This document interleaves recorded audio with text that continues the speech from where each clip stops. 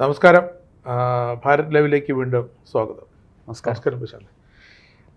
BJP മുൻ സംസ്ഥാന അധ്യക്ഷൻ കെ സുരേന്ദ്രൻ അടുത്തിടെ പറഞ്ഞായിരുന്നു, കഴിഞ്ഞ ദിവസം പറഞ്ഞത്, ഇപ്പം നമ്മുടെ മുൻ വിദ്യാഭ്യാസ മന്ത്രി വി ശിവൻകുട്ടി എന്ന മന്ത്രിയായിരുന്നപ്പോൾ തലയിൽ മുണ്ടിട്ട് ഡൽഹിയിൽ പോയി PM ശ്രീ പദ്ധതിയിൽ ഒപ്പിട്ടു. അങ്ങനെ കിട്ടിയത് എത്രയെന്നറിയോ? 93 കോടിയാണ്. കഴിഞ്ഞ സർക്കാർ അത് സ്വീകരിക്കാനുള്ള ഒരു പ്രധാനപ്പെട്ട കാരണം UDF-നകത്തുള്ള മുസ്ലിം ലീഗിലെയും അതുപോലെ ജമാഅത്തെ ഇസ്ലാമിയുടെയും അടക്കം സമ്മർദ്ദമായിരുന്നു. കാരണം ഇവിടെ എപ്പോഴും അങ്ങനെയാണല്ലോ, മതമൗലികവാദ സംഘടനകൾ സമ്മർദ്ദത്തിലാക്കിയാൽ ഏത് പരിഷ്കാരവും വേണ്ടെന്ന് വെക്കുന്ന സംസ്ഥാനമാണ് കേരളം. പക്ഷെ അവർ ഭരിക്കുന്ന സംസ്ഥാനം കോൺഗ്രസ് രാജസ്ഥാൻ ഭരിച്ചപ്പോൾ അവിടെ PM ശ്രീയിൽ ഒപ്പിട്ടു. കർണാടകയിലെ കോൺഗ്രസ് സർക്കാർ PM ശ്രീ നടപ്പാക്കുന്നു.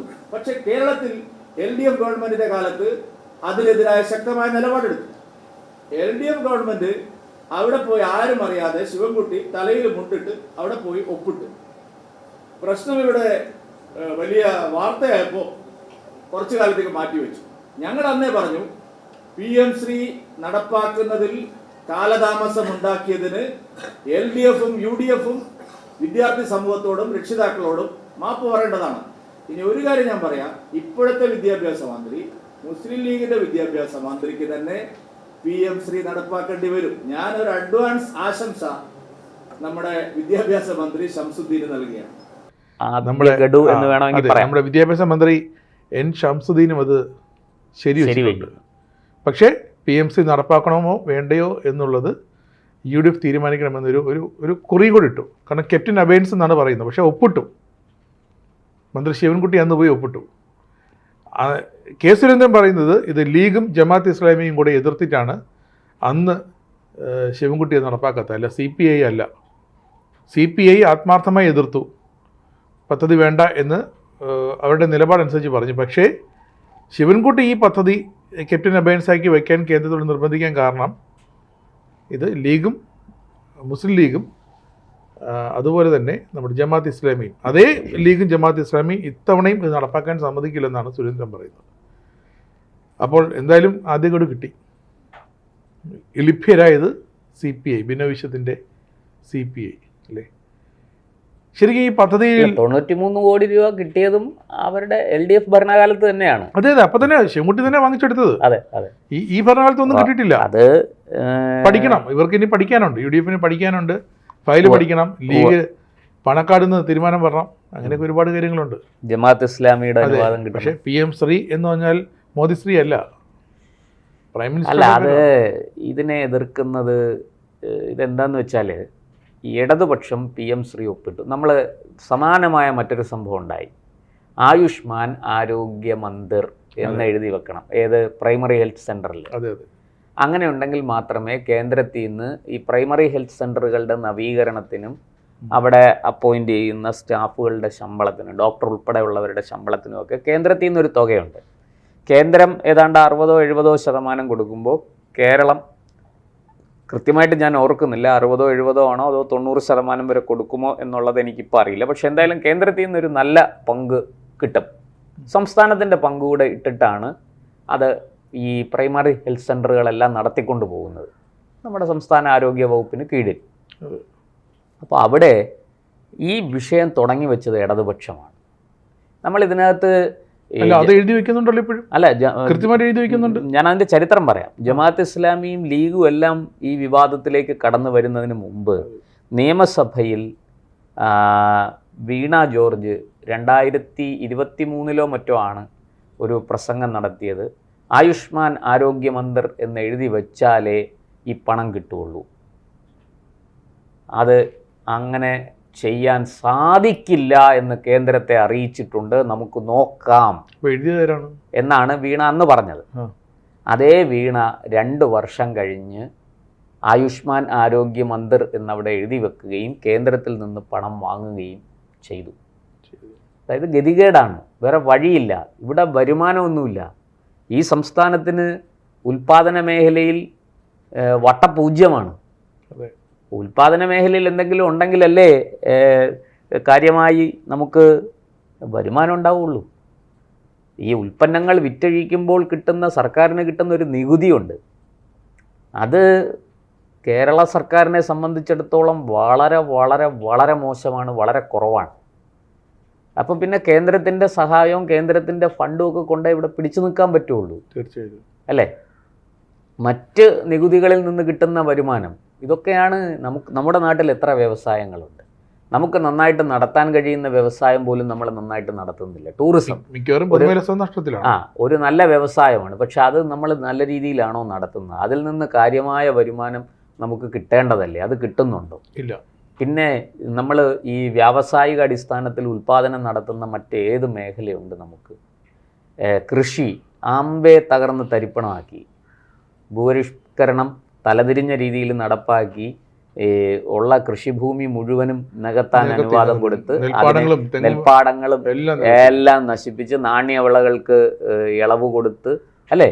അതിനെ കേരളത്തിനെ കേരളമല്ലാതാക്കി മാറ്റി ഈ കമ്മ്യൂണിസ്റ്റുകാർ. എന്നിട്ടാണ് വീരവാദം അടിക്കുന്നത്, ഇത് നടപ്പാക്കാൻ പറ്റില്ല, അത് നടപ്പാക്കില്ല, ഇത് ഞങ്ങൾ നടപ്പാക്കും എന്നൊക്കെ പറഞ്ഞു. അപ്പോൾ ആയുഷ്മാൻ ആരോഗ്യ മന്ദിർ നടപ്പാക്കാൻ പറ്റില്ല. എന്താ? കേന്ദ്രവും ആയിട്ട് നമുക്ക് യോജിച്ചു പോകാൻ കഴിയില്ല. ഈ ആയുഷ്മാൻ ആരോഗ്യ മന്ദിറിൽ ഒരു മന്ദിർ എന്നൊരു വാക്കുണ്ട്, അതാണ് വീണയ്ക്ക് ചൊറിഞ്ഞത്. അത് മന്ദിർ എന്നുള്ള വാക്കിന് കെട്ടിടം എന്നേ അർത്ഥമുള്ളൂ, ഒരു ബിൽഡിംഗ്. ആ കെട്ടിടം എന്ന ആ ആയുഷ്മാൻ ആരോഗ്യ മന്ദിർ,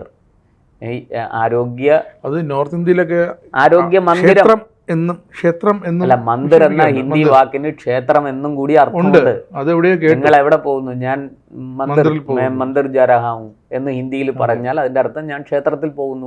ഡൽഹി പോയപ്പോൾ എങ്ങനെയോ കേട്ട് അത് കേട്ടിട്ട് ഇവിടെ ഇതിനെ, അതായത് എന്തിനേയും വർഗീയമാക്കി വെടക്കാക്കി തനിക്കാക്കുക, അങ്ങനെ വർഗീയമായിട്ട് ആൾക്കാരെ വർഗീകരിച്ച് ആൾക്കാരെ വേർതിരിച്ച് അതിൽ നിന്ന് മുതലെടുക്കാനുള്ള, അതാ പിണറായി വിജയൻ്റെ ഏറ്റവും നീചമായ കുടില ബുദ്ധിയുടെ എന്താ പറയുക, അത് പ്രസരിച്ച് ഇങ്ങോട്ട് താഴേക്ക് ഒഴുകി വന്ന് ഈ ടീമിനെ മൊത്തം ബാധിച്ചതാണ്. അതാണ് സത്യം, ആ കുടില നീച ബുദ്ധി അതാണ്. അപ്പോൾ ആയുഷ്മാൻ അവസാനം എന്തായി? വാലും ചുരുട്ടി പോയി ഒപ്പുവിട്ട് കാശും വാങ്ങിച്ച് ആയുഷ്മാൻ ആരോഗ്യ മന്ദിരം എന്ന് എഴുതി വെച്ച് ഫോട്ടോ എടുത്ത് അയച്ചു കൊടുത്തു. ഇതുപോലെയാണ്. അപ്പോൾ ഇതിങ്ങനെ വന്നപ്പോൾ UDF വെറുതെ ഇരിക്കുമോ? UDF വെറുതെ ഇരിക്കേണ്ട ആവശ്യമുണ്ടോ? അവർ വലിയ കോലാഹലമൊക്കെ ഉണ്ടാക്കി.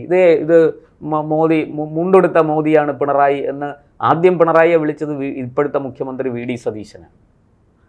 ഈ പിണറായി മോദി അന്തർധാര ഉണ്ട് എന്ന് ആദ്യം പറഞ്ഞത് VD സതീശനാണ് നിയമസഭയിൽ.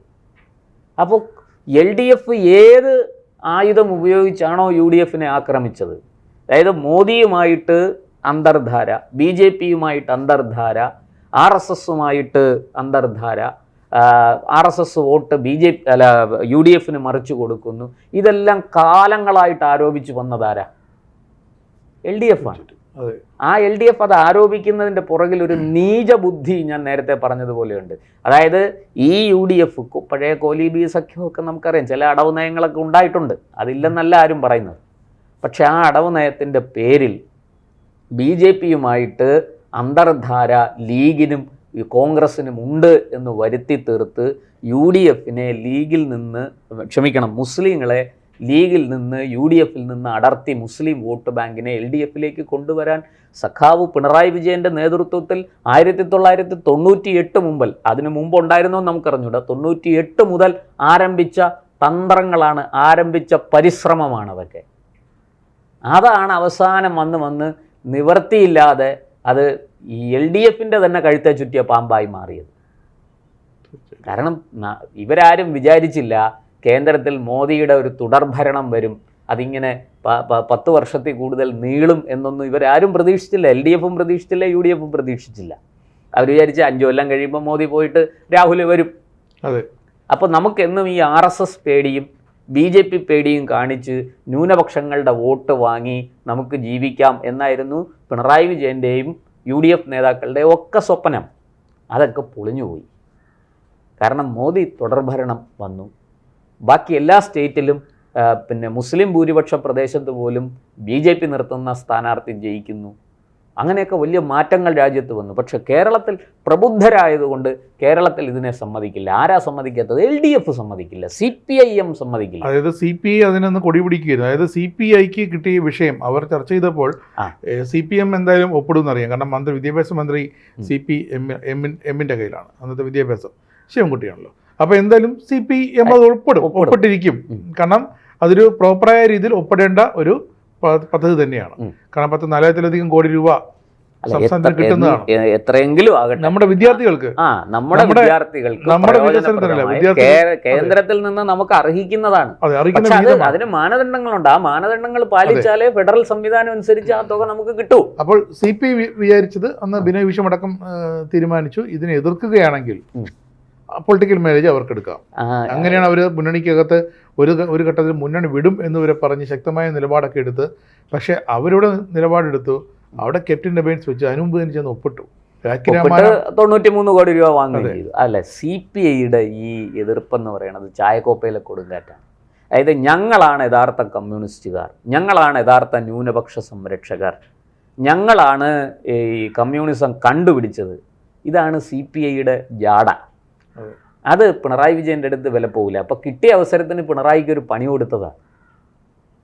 ഈ PM ശ്രീയിൽ ഒപ്പിടരുത് എന്നും പറഞ്ഞ് അല്ല ഇവർ ഇറങ്ങിപ്പോയ പിണറായി വിജയൻ എന്താ നഷ്ടം, LDF ഗവൺമെൻറ്റിന് എന്താ നഷ്ടം? ഇവരിറങ്ങി അങ്ങ് പോവും. ഇല്ലത്തൊന്ന് ഇറങ്ങി അമ്മാത്ത് കയറിയില്ല എന്ന് പറഞ്ഞതുപോലെ UDF-നകത്ത് ചിലപ്പോൾ പ്രവേശനവും കിട്ടില്ല. ഇവിടുന്ന് ഇറങ്ങുകയും ചെയ്തു. പിന്നെ ഈ CPI എന്ന് പറയുന്ന പാർട്ടിയെ എവിടെയെങ്കിലും ഉണ്ടോ? ഏതെങ്കിലും ഒരു പഞ്ചായത്തിൽ ജയിക്കാൻ പറ്റുമോ അവർക്ക്? CPM ജയിപ്പിച്ചു വിടുന്നതാണ്. CPM-ന്റെ വോട്ടാണ്, CPM ജയിപ്പിക്കുന്നതാണ്. ഞങ്ങളാണ് യഥാർത്ഥ കമ്മ്യൂണിസ്റ്റുകാർ. ഈ അർബൻ നക്സലുകൾ പറയുന്ന പോലെയാണ്, മാവോയിസ്റ്റുകൾ പറയുന്ന പോലെയാണ്. ഞങ്ങളിലാണ് യഥാർത്ഥ കമ്മ്യൂണിസ്റ്റ്. CPI-ML ഉണ്ട്, ML റെഡ് ഫ്ലാഗ്. ഞങ്ങളാണ് യഥാർത്ഥ കമ്മ്യൂണിസ്റ്റ്. യഥാർത്ഥ കമ്മ്യൂണിസം എന്താണെന്ന് പരിശോധിച്ചാൽ നമുക്ക് അടി കൊടുക്കാൻ തോന്നും. അത് വേറൊരു കാര്യം, അതവിടെ നിൽക്കട്ടെ. അപ്പോൾ അത് ഒരു വിവാദമുണ്ടാക്കി ഈ സർക്കാരിനെയും പിണറായി വിജയനെയും മുൾമുനയിൽ നിർത്തുക എന്നുള്ളിടത്ത് അവർ വിജയിച്ചു, CPI വിജയിച്ചു. കാരണം CPIക്ക് പല കാലങ്ങളിലായിട്ട് CPM കൊടുത്തുകൊണ്ടിരിക്കുന്ന പണിക്ക് തിരിച്ചൊരു പണി വെച്ചു കൊടുത്തു. അതാണ് സത്യം. ഇരിക്കട്ടെ, ഞാൻ ഇതിലേക്ക് വരാം. അപ്പോൾ ഇത് കാലങ്ങളായിട്ട് ഈ മുസ്ലിം വോട്ട് ബാങ്ക് എങ്ങനെ പിടിച്ചെടുക്കാമെന്ന് നിരീക്ഷണ ഗവേഷണങ്ങളൊക്കെ നടത്തിയ പിണറായി വിജയൻ്റെ കയ്യിൽ കിട്ടിയ പല ആയുധങ്ങളിൽ ഒന്നാണ് ഈ BJP പേടി വർദ്ധിപ്പിച്ച് അതിലൂടെ നേട്ടം കൊയ്യുക എന്നുള്ളത്. അത് അദ്ദേഹം സമർത്ഥമായിട്ട് ചെയ്തുകൊണ്ടിരിക്കുകയായിരുന്നു. അത് ബീഫ് ഫെസ്റ്റിവൽ നടത്തിയും ഒക്കെ അത് വളരെ മനോഹരമായിട്ട് ന്യൂനപക്ഷങ്ങളിൽ ഭീതി ഓരോ ചെറിയ സംഭവങ്ങളെയും ലോകത്തെവിടെ ഒരു ട്രെയിനിൽ സീറ്റ് തർക്കത്തെ തുടർന്ന് 2 കൂട്ടർ തമ്മിൽ അടിയുണ്ടായി. അതിലൊരാൾ മരിച്ചു, മറ്റേ ആൾ പ്രതിയായി.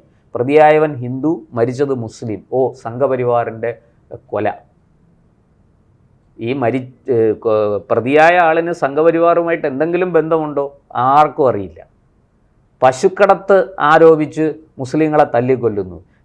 UP-യിൽ സ്ഥിരം സംഭവമാണ്. പശുക്കളെ ആര് മോഷ്ടിച്ചുകൊണ്ട് പോകുന്നോ, അവിടെ പശുക്കളെ മോഷ്ടിച്ചുകൊണ്ട് പോയി അതിനെ ഇറച്ചി വിലയ്ക്ക് വിൽക്കുന്ന ഒരു വലിയ ഗൂഢസംഘങ്ങളുണ്ട്, മാഫിയകളുണ്ട്. അതിനകത്ത് ഹിന്ദുക്കളുമുണ്ട്, മുസ്ലിങ്ങളുമുണ്ട്. അവരെ കൈ കിട്ടിയ നാട്ടുകാർ തല്ലിക്കൊല്ലും. അത് സംഘപരിവാറിൻ്റെ തലയിൽ. സംഘപരിവാറാണ് ഇതൊക്കെ ചെയ്യുന്നത്. അപ്പോൾ ഒരാളിൻ്റെ വീട് ആക്രമിച്ച് അവിടെ പശുമാംസമുണ്ടോ എന്ന് പരിശോധിച്ച് ഈ UP-യിലെ ഗ്രാമങ്ങളിലൊക്കെ റെഫ്രിജറേറ്റർ ഉണ്ടോ എന്ന് പോലും സംശയമാണ്. പക്ഷെ അവിടെ വീട്ടിനകത്ത് ഫ്രിഡ്ജിൽ സൂക്ഷിച്ചിരുന്നു എന്നാണ് പിണറായി വിജയൻ സഖാവ് പറയുന്നത്.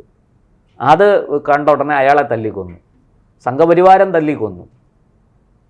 ഇങ്ങനെ പറഞ്ഞ് ആ ന്യൂനപക്ഷങ്ങളിൽ അതിഭയങ്കരമായ വെറുപ്പും വിദ്വേഷവും ഭയവും ഒക്കെ ജനിപ്പിച്ച് അതിനെ മുതലെടുത്ത് ജീവിച്ചുകൊണ്ടിരിക്കുകയായിരുന്നു. ചുരുക്കി പറഞ്ഞാൽ നാണം കെട്ട ജീവിതമാണിതൊക്കെ.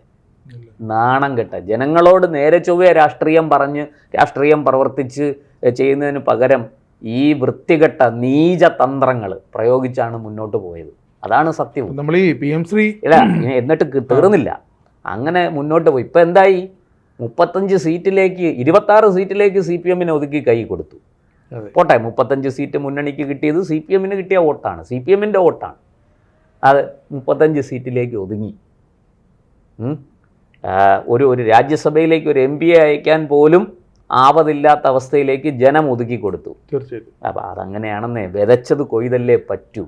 ഇനി PM ശ്രീയുടെ കാര്യത്തിൽ, അപ്പോൾ PM ശ്രീ ഒപ്പിടാൻ ശിവൻകുട്ടി, കാരണം ശിവൻകുട്ടിയെ സംബന്ധിച്ച് ഇതൊന്നും ഒരു വിഷയമല്ല, പണം വരണം, കാര്യങ്ങൾ നടക്കണം ഇവിടെ. അപ്പോൾ അതിന് വിദ്യാഭ്യാസ വകുപ്പിലേക്ക് ബജറ്റിൽ നിന്ന് കിട്ടുന്ന തുക പോലും അലോക്കേറ്റ് ചെയ്ത തുക പോലും കിട്ടുന്നില്ല. അപ്പോഴാണ് ഇങ്ങനൊരു സാധനം ഉണ്ടെന്നറിഞ്ഞ്, എന്നാൽ ശരിയോ നമുക്ക് ഒപ്പിടാം, ആ പൈസ ഇങ്ങ് വാങ്ങാം എന്നും പറഞ്ഞ് ശിവൻകുട്ടി ഒപ്പിടാൻ തയ്യാറായി. മുഖ്യമന്ത്രി പറഞ്ഞു ഒപ്പിട്ടോ, ഇതൊക്കെ ആരറിയാൻ പോകുന്നു, അങ്ങ് ഒപ്പിട്ടോ. ഒപ്പിട്ടു. പിന്നെ CPI വലിയ കാരണം ഇത് പുറത്ത് വന്ന് വാർത്തയായപ്പോൾ UDF ഇതിൻ്റെ നേട്ടം കൊയ്യും. അങ്ങനെ UDF ഇതിൻ്റെ നേട്ടം കൊയ്യാനും പാടില്ല, എന്നാൽ പിണറായി വിജയനെ മൂക്കുകയറിടുകയും വേണം. അപ്പോൾ CPI ഇതെടുത്ത് അലക്കി. ഇപ്പോൾ യഥാർത്ഥ ന്യൂനപക്ഷ സംരക്ഷകരവരായി. CPIM അല്ല, CPIMന് മോദിയുമായിട്ട് അന്തർധാരയുണ്ട്, മോദിയോട് ഡീലിങ്സ് ഉണ്ട്. ഞങ്ങളാണ് യഥാർത്ഥ കമ്മ്യൂണിസ്റ്റ്. ഇത് UDF ഇത് വെച്ച് ആളി കത്തിച്ചു. കാരണം ഇതിനകത്ത് പിണറായി വിജയനെ പൂട്ടുക എന്നുള്ളതാണ് അവരുടെ ലക്ഷ്യം. അവർ രാഷ്ട്രീയമായിട്ട് ഉപയോഗിച്ചു. അവരെ ഏറ്റവും കൂടുതൽ അവരെ ആക്രമിച്ചത് പിണറായി വിജയനും CPIM-ഉമാണ്. ഈ BJP ബാന്ധവം പറഞ്ഞ് UDF നേരിട്ടത് ചെറിയ തകർച്ചയൊന്നും അല്ല. ആ UDF അല്ല, അത് മാത്രമല്ല, പണ്ട് ഈ നരേന്ദ്രമോദി വന്നതിന് ശേഷം പല സംസ്ഥാനങ്ങളിലും പ്രമുഖരായ നേതാക്കൾ, മുഖ്യമന്ത്രി സ്ഥാനത്തേക്ക് വരെ ഇരുന്ന ആൾക്കാർ മാറി BJP പോയി. ഇതെല്ലാം ഇവിടെ കേരളത്തിൽ ഇതിനെല്ലാം ഇന്ധനമാക്കി UDF-നെയും കോൺഗ്രസിനെയും തകർത്ത് തരിപ്പണമാക്കി ആ സ്ഥാനത്തേക്ക് കടന്നു കയറി ഈ ഇല്ലാത്ത പൗരത്വ പ്രശ്നം ഉണ്ടാക്കി. CAA സിറ്റിസൺഷിപ്പ് അമെൻമെൻറ്റ് ആക്ടിൽ ഇല്ലാത്ത വ്യാജ പ്രചാരണം നടത്തി അത് മുതലെടുത്തുകൊണ്ട് തുടർഭരണം നേടി. അത് മുതലെടുത്താണ് തുടർഭരണം നേടിയത് 2021. അങ്ങനെ നേടി വന്ന ആൾക്കാർ ഒടുവിൽ 8 നിലയിൽ പൊട്ടി. അതാണ് സത്യം. അപ്പോൾ ഇവിടെ UDF-ന് എന്ത് പറ്റി? UDF-ന് ഇപ്പോൾ അധികാരം കിട്ടി. ഈ പറഞ്ഞതുപോലെ ഖജനാവിൽ ഒന്നുമില്ല, ഭാരിച്ചും മൂടിപ്പിച്ച് നശിപ്പിച്ചിട്ട് പോയിരിക്കുകയാണ് അല്ലേ. 6000 കോടി രൂപ ബാക്കിയുണ്ടെന്നാണ് ഈ പറഞ്ഞതുപോലെ. പിന്നെ 1 ലക്ഷം കോടി രൂപയുടെ ബാധ്യത ഒരു വശത്ത് തീർക്കാനുണ്ട്. അപ്പോൾ 6000 കോടി രൂപ ബാക്കിയുണ്ടെന്നാണ് പറയുന്നത്. ഈ ബാക്കി ഇനി 94,000 കോടി രൂപ എവിടെ നിന്ന് കണ്ടെത്തുമെന്നാണ് VD സതീശൻ ആലോചിച്ചുകൊണ്ടിരിക്കുന്നത് അല്ലേ. അപ്പോൾ അങ്ങനെയൊക്കെ ചെയ്തിട്ട് പോയ ഒരു കൂട്ടർ, ഖജനാവിലൊന്നുമില്ല. ഇത് എങ്ങനെയെങ്കിലും സ്കൂളുകളൊക്കെ നേരെ ചൊവ്വേ നടത്തിക്കൊണ്ട് പോകണം. PM ശ്രീ അപ്പോഴാണ് UDF നോക്കിയപ്പോൾ PM ശ്രീയിൽ ഒപ്പിട്ടിട്ടുണ്ട്, 93 കോടി രൂപ വാങ്ങുകയും ചെയ്തു. ഇനിയിപ്പോൾ എന്താ, നമുക്കത് അക്സെപ്റ്റ് ചെയ്യാം. ഇടയ്ക്ക് ഒരു കത്ത് കൊടുത്തല്ലോ, താൽക്കാലികമായിട്ട് തടഞ്ഞു വയ്ക്കണം, ഇത് നടപ്പാക്കരുത്, താൽക്കാലികമായിട്ട് ഇതൊന്ന് നീട്ടിവെക്കണം എന്ന് പറഞ്ഞൊരു കത്ത് കൊടുത്തിട്ടുണ്ട്. ആ കത്ത് നമുക്കങ്ങ് വലിച്ചേറി കളഞ്ഞാൽ മതി, കഴിഞ്ഞു. ആ ബാക്കി പൈസ ഇങ്ങ് വരും. UDF വളരെ കൃത്യമായിട്ട് ഇതിനെ, ഈ LDF-ന്റെ ഈ കത്തിനെ മറികടക്കും. അവർ തീർച്ചയായിട്ടും PM ശ്രീ പദ്ധതി നടപ്പാക്കും. അതിനവർ കുറേ ഇപ്പം പഠിക്കാനൊരു സമിതിയൊക്കെ വെച്ചിട്ടുണ്ട്. ആ സമിതി പഠിച്ചിട്ട് റിപ്പോർട്ട് കൊടുക്കും. അതിന് കുഴപ്പമില്ല. അതിൻ്റെ മറ്റേ സിലബസിൻ്റെ കാര്യം, സിലബസിലൊന്നും ആരും അങ്ങനെ ഇടപെടുന്നില്ല. ഞാൻ ചോദിക്കട്ടെ, മൊത്തത്തിൽ മാറിയ, നിങ്ങൾ SSA ഫണ്ട് വാങ്ങുന്നുണ്ടോ കേരളം? സർവശിക്ഷ അഭിയാന്റെ ഫണ്ട് വാങ്ങുന്നെങ്കിൽ കേന്ദ്ര സർക്കാർ പറയുന്ന മാനദണ്ഡങ്ങൾ അതിനകത്തും അനുസരിച്ച്. അതും ഇടയ്ക്ക് മുടങ്ങി കിടക്കായിരുന്നു. ഇതുപോലെ തന്നെ മാനദണ്ഡങ്ങളിൽ കടുംപിടുത്തം പിടിച്ച് അവസാന നിമിഷമാണ് ആ ഫണ്ട് പിന്നെ വരുത്തിച്ചത്. അപ്പോൾ ഇതൊക്കെ ചുമ്മാ ഈ ഉഡായിപ്പാണെന്നേ. ഇതൊക്കെ ജനങ്ങളെ കണ്ണിൽ പൊടിയിടാൻ വേണ്ടി നടത്തുന്ന ഉഡായിപ്പുകളാണ്. ഇവർക്കെല്ലാം വോട്ടാണ് പ്രധാനം. അത് കഴിഞ്ഞാൽ പിന്നെ ഒന്നുമില്ല. പിന്നെ ഹിന്ദുവിനെയും മുസ്ലിമിനെയും ക്രിസ്ത്യാനിയും ഒക്കെ കുരുതി കൊടുക്കും. ജയിക്കണം, അധികാരത്തിൽ വരണം. അല്ലാതെ ജനം എന്നൊന്നിനെ അവർ കാണുന്നില്ല. പറയുമ്പോൾ വലിയ വർത്തമാനമൊക്കെ പറയും, കയ്യിലിരിപ്പ് ഇതാണ്. അപ്പോൾ ഇവിടെ തമ്മിൽ ഭേദ UDF ആണ് കേട്ടോ ആ കാര്യത്തിൽ, LDF-നേക്കാൾ.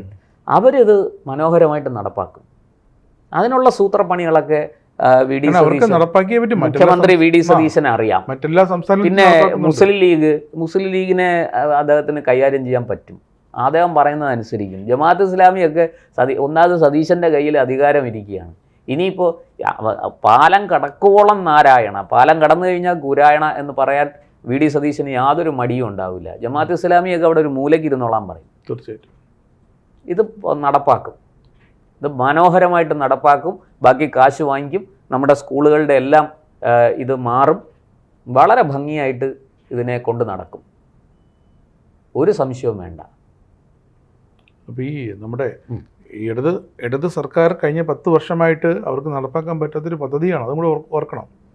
ഇത്തവണ സ്കൂളുകളിൽ ഈ തലയെണ്ണുമ്പോൾ നമുക്ക് മനസ്സിലാവും കുട്ടികൾ കുറവാണ്. അതിനി സ്വകാര്യ സ്കൂളുകളിലും എയ്ഡഡ് ആയാലും മറ്റേ CBSE സ്കൂളായാലും സ്റ്റേറ്റ് സിലബസ് ആയാലും ഇത്തവണ ഓരോ ഡിവിഷനിലും കുട്ടികൾ കുറവാണ്. അടുത്ത വർഷം, കാരണം ഇത്തവണ 6-ആം വയസ്സിൽ 1ാം ക്ലാസ് എന്നുള്ള ആ തീരുമാനത്തിന് റിലാക്സേഷൻ കൊടുത്തിട്ടുണ്ട്. അതെ, അത് അടുത്ത വർഷം മുതൽ നടപ്പാകുമെന്നാണ് പറയുന്നത്. അതെ, അങ്ങനെ വരുമ്പോൾ അത് അടുത്ത വർഷത്തേക്ക് ചേർക്കാൻ വേണ്ടി കുട്ടികളെ ഈ വർഷം ചേർക്കാത്തതാണോ? പക്ഷേ ഓരോ ഡിവിഷനിലും മിക്കവാറും കുട്ടികൾ കുറവാണ്. അതനുസരിച്ച് അധ്യാപകരുടെ തസ്തികയും നിന്ന് വിറയ്ക്കും. അപ്പം ഇതൊക്കെ സാമ്പത്തികമായിട്ട് സർക്കാരിന് ലാഭം ഉണ്ടാക്കുന്നതാണെങ്കിലും അല്ല, ഇത് അങ്ങനെ നമ്മൾ കരുതുന്നത് തെറ്റാണ്. കാരണം എന്താണെന്ന് വെച്ചാൽ താൽക്കാലികമായ ലാഭമാണ്, പക്ഷെ ലോങ് റണ്ണിൽ ഇതെല്ലാം വലിയ നാശത്തിലേക്കാണ് പോകുന്നത്. തീർച്ചയായിട്ടും. അപ്പോൾ നമ്മുടെ സ്കൂളുകൾ, അടിസ്ഥാന സൗകര്യങ്ങൾ ഉണ്ടാകണം, സ്കൂളുകളിൽ സിലബസ് മാറണം, സ്കൂളുകൾ ഈ കുട്ടികളെ കോമ്പറ്റീറ്റീവായിട്ട് ഈ കാലോചിതമായ രീതിയിൽ, ഇപ്പം നമ്മളൊക്കെ പഠിക്കുന്ന കാലത്ത് കമ്പ്യൂട്ടർ എന്നൊരു വിഷയം ഉണ്ടായിരുന്നില്ല. ഇല്ല, ഇപ്പം പിള്ളേർക്കുണ്ട്, ഇപ്പോൾ കുട്ടികൾക്കുണ്ട്. കാരണം അത് പഠിച്ചേ പറ്റൂ, കമ്പ്യൂട്ടർ സയൻസ് പഠിച്ചേ പറ്റുള്ളൂ. ഇപ്പം പണ്ടില്ലാതിരുന്ന പല വിഷയങ്ങളും ഇപ്പോഴും ഇനിയിപ്പോൾ അല്ല AI വരുന്നു, ആർട്ടിഫിഷ്യൽ ഇൻ്റലിജൻസ് വരുന്നു, അതെന്താണെന്ന് കുട്ടികൾ പഠിക്കണ്ടേ? ഇത് കുട്ടികളുടെ ലോകം വളരെ വിശാലമാണ്, അറിവിൻ്റെ ലോകം വളരെ വിശാലമാണ്. അതൊക്കെ നമ്മൾ പഠിപ്പിക്കണമെങ്കിൽ ഇവിടെ ഒന്നാമത് നഞ്ച് വാങ്ങാൻ കാശില്ലാത്ത അവസ്ഥ. അതുപോലെ നമ്മുടെ കുട്ടികൾ, ഇപ്പം നമ്മുടെ ഉത്തരേന്ത്യയിലെ കുട്ടികളെ എടുത്ത് നോക്കുമ്പോൾ പല ഈ നീറ്റല്ല നമ്മുടെ JEE അടക്കമുള്ള പല ഉന്നത എഞ്ചിനീയറിംഗ് എൻട്രൻസിനടക്കം ക്വാളിഫൈ ചെയ്യുന്നത് ഉത്തരേന്ത്യയിലെ കുട്ടികളാണ്. കാരണം അവർക്ക് അവിടെ ഈ നമ്മുടെ കുട്ടികൾ ഇപ്പോൾ വളരെ പുറകിലാണ്. ഇവിടെ വാരിക്കോരി മാർഗം കൊടുത്ത് കുട്ടികളുടെ ഭാവി നശിപ്പിച്ച്, അതുകൊണ്ടാണ് കുട്ടികളെ ഈ സ്റ്റേറ്റ് സിലബസിൽ നിന്ന് മാറ്റി CBSEയിലേക്ക് വിടുന്നത്. വെറുതെ അല്ല കുട്ടികളെ CBSEയിലേക്ക് വിടുന്നത്, കാരണം ഇവിടെ പരീക്ഷയില്ല. പരീക്ഷ അറ്റൻഡ് ചെയ്താൽ അവൻ ജയിക്കും. എല്ലാം മോഡറേഷനാണ്. ഇത് എന്തിനാണെന്നറിയാമോ? ഈ രാജ്യത്തെ വിദ്യാഭ്യാസ സമ്പ്രദായത്തെ നശിപ്പിക്കാൻ ഇടതുപക്ഷം നടത്തിയ ഗൂഢാലോചനയുടെ ഫലമാണ്. കാരണം അവർക്ക് സമരം ചെയ്യാനും സർക്കാർ വാഹനങ്ങൾ തല്ലിപ്പൊളിക്കാനും ഒക്കെ കാലങ്ങളായിട്ട് ആൾക്കാരെ ആവശ്യമുണ്ട്, അത് വിദ്യാർത്ഥികളെ ആവശ്യമുണ്ട്. ആ വിദ്യാർത്ഥികളെ ഏത് വിധേനയും ജയിപ്പിച്ചു കൊണ്ടുവരണം. അതിനാണ് SSLCക്ക് ഇത്രയും മോഡറേഷനൊക്കെ കൊടുത്ത്. മറ്റേത് ഒരു വക പഠിക്കാതിരിക്കുന്ന ഒരു വിദ്യാർത്ഥി എങ്ങനെ ജയിക്കും? പരീക്ഷയിൽ ജയിക്കില്ല. അപ്പോൾ ഇവർ ജയിച്ചു വന്നാലേ, ഇങ്ങനെ തോറ്റ് കിടക്കുന്ന പലരും പലതരത്തിൽ ഉള്ള സ്വഭാവങ്ങളുള്ളവരാണ്.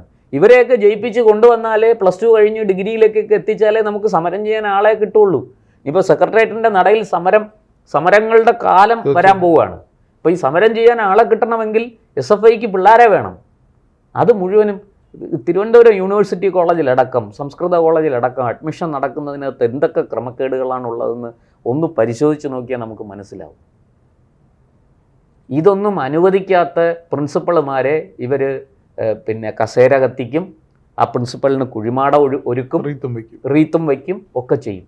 അവരെ ഒന്ന് ബാത്റൂമിൽ പോകാൻ, മൂത്രം ഒഴിക്കാൻ പോകാൻ പോലും അനുവദിക്കാതെ അവരെ ഉപരോധിക്കും, അവരെ ശാരീരികമായിട്ട് കൈകാര്യം ചെയ്യും. അതൊക്കെ നമ്മുടെ കേരളത്തിൽ കണ്ടതാണ്. മഹാരാജാസ് കോളേജിലും പാലക്കാട് വിക്ടോറിയ കോളേജിലും തിരുവനന്തപുരത്ത് യൂണിവേഴ്സിറ്റി കോളേജിലും ഒക്കെ നമ്മൾ കണ്ടതാണ്. അപ്പോൾ അതാണ് ഞാൻ പറഞ്ഞത്, അടിസ്ഥാനപരമായിട്ട് ഈ കമ്മ്യൂണിസം എന്ന് പറയുന്ന സാധനത്തിന് ഒന്നുകിൽ അവർ മാറണം, അല്ലെങ്കിൽ ജനം അവരെ മാറ്റണം. ഇത് രണ്ടും സംഭവിക്കാതെ കേരളത്തിന് രക്ഷപ്പെടാൻ സാധിക്കില്ല. തീർച്ചയായിട്ടും. അതാണ് ഈ PM ശ്രീ പദ്ധതിയിലും കൂടെ വ്യക്തമാകുന്ന സാധനം. അതാണ്. ഇനിയിപ്പോൾ എൻ ഷംസുദ്ദീൻ നല്ല മന്ത്രിയൊക്കെ തന്നെയാണ്, നമുക്ക് എതിരഭിപ്രായമൊന്നുമില്ല. അദ്ദേഹത്തിനോട് വിയോജിക്കേണ്ട കാര്യങ്ങളിൽ വിയോജിക്കാം. ഷംസീർ ഇത് വളരെ നൈസായിട്ട് AN ഷംസീറും VD സതീശനും കൂടെ ഈ കുരുക്കഴിക്കും. ഷംസുദ്ദീൻ മണ്ണാർക്കാട് MLA AN ഷംസുദ്ദീനും മുഖ്യമന്ത്രി VD സതീശനും കൂടെ ഈ കുരുക്കഴിക്കും. കൃത്യമായിട്ട് ഇത് LDF ഒപ്പിട്ട് പോയി, ഞങ്ങൾക്കിത് നടപ്പാക്കാതിരിക്കാൻ പറ്റില്ല, ഫെഡറൽ സംവിധാനമാണ്. വളരെ സിമ്പിൾ അല്ലേ കാര്യം? നമ്മുടെ കുട്ടികളെങ്കിലും രക്ഷപ്പെട്ടെ, ഞാൻ പറയുന്നത് നമ്മുടെ കുട്ടികൾ രക്ഷപ്പെടട്ടെ, അവർക്ക് പഠിക്കാനുള്ള സാഹചര്യം കേരളത്തിൽ ഉണ്ടാകട്ടെ. അല്ലാതെ ഈ പറയുന്ന ഇവരുടെ രാഷ്ട്രീയ പൊറാട്ട നാടകങ്ങൾക്ക് തലവെച്ചു കൊടുക്കാനുള്ളതല്ല, എറിഞ്ഞു കൊടുക്കാനുള്ളതല്ല കുട്ടികളുടെ വിദ്യാഭ്യാസം. അത് മനോഹരമായിട്ടും അതിൻ്റെ എല്ലാ സമഗ്രതയിൽ അത് സംഭവിക്കട്ടെ, നടക്കട്ടെ. കുട്ടികൾ പഠിച്ച് മിടുക്കരായി വളർന്നു വരട്ടെ. PM ശ്രീ എങ്കിൽ PM ശ്രീ, പിന്നെ CM ശ്രീ എങ്കിൽ CM ശ്രീ, ചീഫ് മിനിസ്റ്റർ എന്തായാലും ശ്രീ. കുട്ടികൾ അതെ. പഠിച്ചാൽ മതി. കുട്ടികൾ പഠിച്ചാൽ മതി. കുട്ടികൾ നന്നായിട്ട് പഠിക്കണം. അതാണ് നമുക്ക് വേണ്ടത്. അതിനുള്ള അടിസ്ഥാന സൗകര്യം ഇവിടെ ഉണ്ടാകട്ടെ. ഈ ഇടതുപക്ഷത്തിൻ്റെ ഈ നീചതന്ത്രങ്ങൾ, ഈ കുടില ബുദ്ധി, അത് ഇനി കേരളത്തിൽ വിലപ്പോകില്ല. അത് വിജയിക്കാൻ പോകുന്നില്ല. ജമാഅത്ത് ഇസ്ലാമി നേരത്തെ RSSന്റെ പേര് പറഞ്ഞാണ് നിങ്ങൾ മുസ്ലിങ്ങളെ വഴിതെറ്റിച്ചതെങ്കിൽ, അവരെ ഭീഷണിപ്പെടുത്തിയും ഭയപ്പെടുത്തിയും അവരുടെ വോട്ട് നേടിയെടുത്തതെങ്കിൽ, ഇനി ജമാഅത്ത് ഇസ്ലാമിയുടെയും പിന്നെ മുസ്ലിം ലീഗിൻ്റെയും പേര് പറഞ്ഞ് ഹിന്ദുക്കളെ വഴിതെറ്റിക്കാൻ നിങ്ങൾക്ക് പറ്റില്ല. ഹിന്ദുവും മുസ്ലിമും ക്രിസ്ത്യാനിയും ഒന്നും ഇനി നിങ്ങളുടെ ഈ ഉഡായിപ്പിൽ വീഴില്ല.